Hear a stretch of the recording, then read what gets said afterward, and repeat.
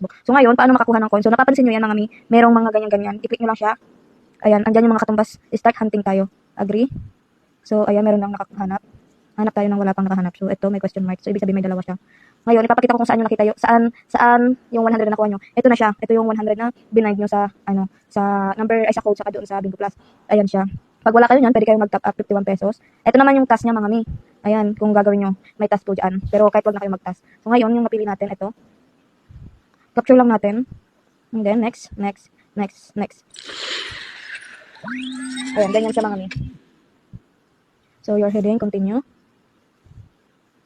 Hanap tayo, wala tayong nakuha doon.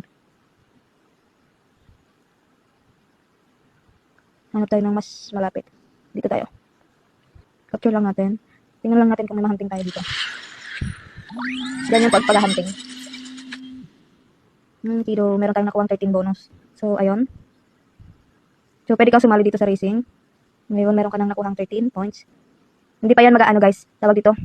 Hindi pa to magka-counted. Mamaya pa yung magka-counted doon. So, lang. Hanap pa tayo dito. So, 400. Basta 400 yung pera natin doon. Capture natin. Ayan.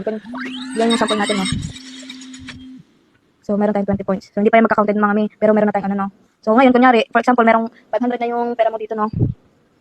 Kunyari, 500 na yung pera mo dito. Kadagdagan na kunyari. Ito na siya, ito na kunyari. Hindi pa yung magka-counted mga mi, mamaya pa yun. So, dito, kunyari, 500 na. Paano naman mag-withdraw? Ganyan mo lang. Post to redeem. Kailangan mo dito ng may TikTok. Kasi, ipopost mo sa TikTok kung, kahit isang beses lang, tapos paulit-ulit yung mag-withdraw ka. Kasi, kada withdraw mo, kailangan nakapost. Punta tayo doon sa TikTok ko.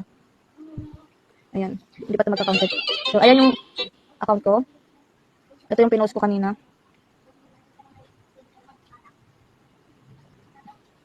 Hina. Ayan yung pinost ko kanina mga mi. Ikakopy lang natin yung link. Ayan. Ilalagay mo lang yung link dyan.